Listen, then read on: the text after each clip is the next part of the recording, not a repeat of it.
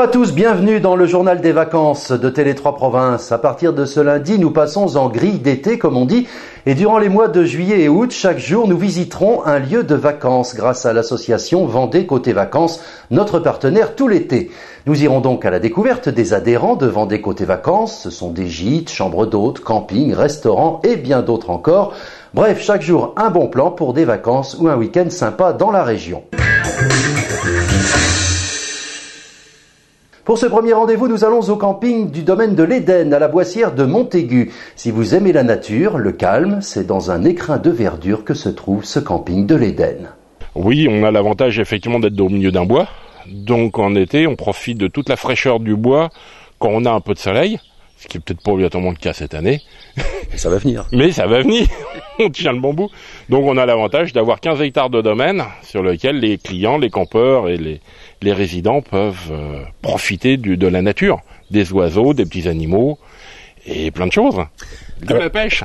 Eh oui, alors c'est cela, parce que il y a pas mal de choses à faire ici, finalement, parce que c'est un camping, on a piscine, on a mini-golf, beaucoup d'activités sur place. Piscine, mini-golf, terrain multisport, basket, foot, la pêche, les aires de jeu pour les enfants, 2 aires de jeu pour les enfants, et après toutes les autres animations avec un animateur en saison pour les rencontres sportives et les animations musicales du soir ou de repas.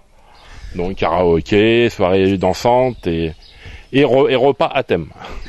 Alors plusieurs formules, on peut arriver avec sa caravane, sa toile de tente ou prendre aussi un mobil-home.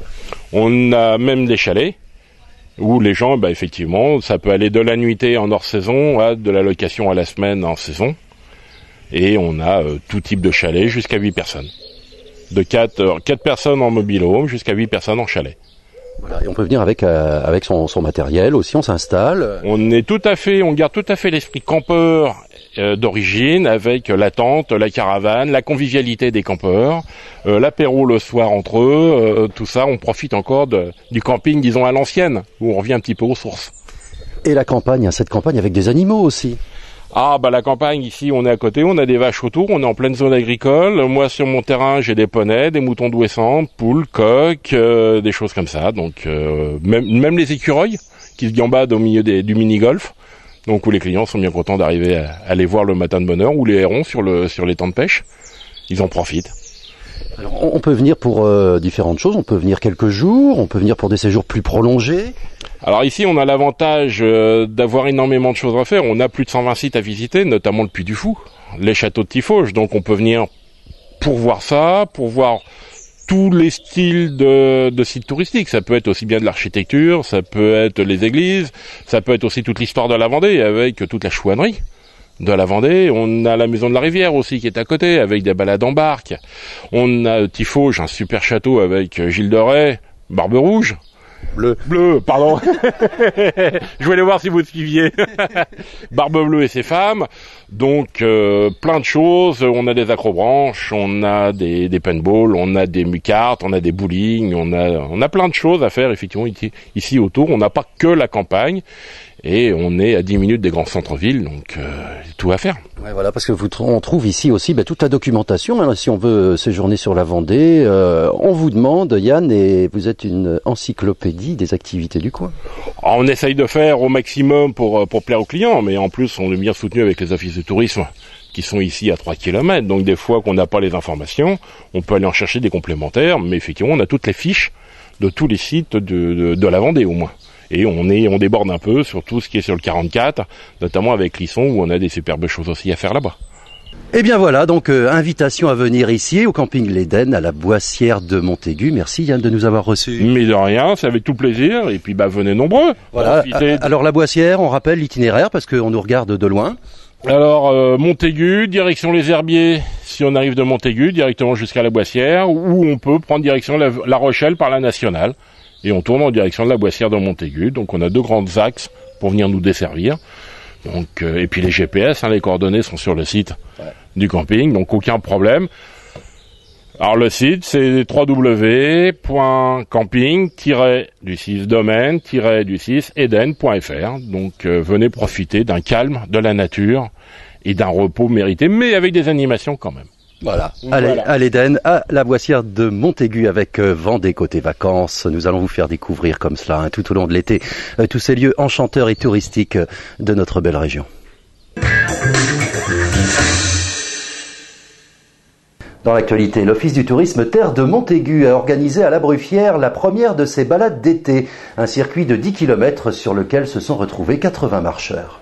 Bien sûr, avec l'Office du tourisme Terre de Montaigu, chaque année, toutes les municipalités du canton font une balade de l'Office du tourisme. Donc nous, on l'organise avec nos amis des sentiers qui font le parcours sur la Bruffière. Un parcours choisi comment ? Alors c'est tout à fait aléatoire. Une année nous allons sur les bords de Sèvres, une année nous allons plus sur les terres.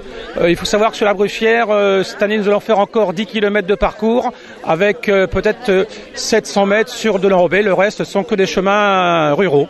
Avec aussi des petites pauses, des explications aussi sur le patrimoine. Tout à fait. Cette année, nous passerons vers le chantier des salles culturelles de la pierre levée. Il y aura une explication sur la pierre levée elle-même. Et ensuite, les tambours soleil. Et nous finirons ici sur le parc Pointe-à-Pitre avec une petite collation à la fin et des brioches et la remise de tombola. Au minimum une centaine de participants, jusqu'à 250 pour certaines balades. Chaque commune en organise une ? Toutes les communes du canton sont organisatrices d'une des balades. Avec des circuits choisis un peu comme ça, au hasard, par les communes elles-mêmes ? Ce sont les communes qui font leur propre circuit en fonction de ce qu'elles veulent mettre en valeur et ça change d'une année à l'autre. C'est souvent la découverte quand même du petit patrimoine qui est souvent caché ou on passe à côté, on ne le voit pas. Et l'Office de tourisme Terre de Montaigu accompagne bien sûr cette démarche, la coordonne aussi ? Voilà, accompagne, coordonne et communique sur ces balades de l'été auprès des usagers, des visiteurs, des touristes et des locaux. Et la prochaine de ces balades d'été a lieu jeudi à Saint-Hilaire-de-Loulay. Une idée de sortie pour cette semaine, demain mardi et mercredi à 20h30 au Centre culturel La Loge à Beaupro. Ce sont les 2 soirées de lancement de la nouvelle saison de Scènes de pays. Vous pourrez vous abonner, la nouvelle saison sera présentée, agrémentée d'un concert de la chanteuse Delphine Coutan. La météo, on a bien du mal à se croire au mois de juillet. Voici les prévisions. Le château de Chasseloire, domaine Chéreau-Carré à Saint-Fiacre-sur-Maine, vous offre la météo.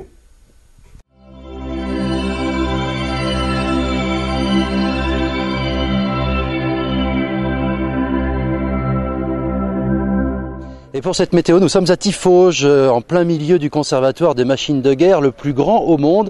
Et ce site qui vient de s'enrichir d'un nouveau trébuchet qui est juste derrière moi, qui lance des boulets de 140 kg à 200 mètres quand même. Il faut mieux pas rester dans les parages et dans son champ d'action. Côté météo, eh bien, c'est toujours un ciel un peu variable, mitigé, nuagé, éclairci en alternance selon la formule consacrée, avec des températures qui restent stables à peine d'un début juillet, de l'ordre de 20 degrés pour les maximales.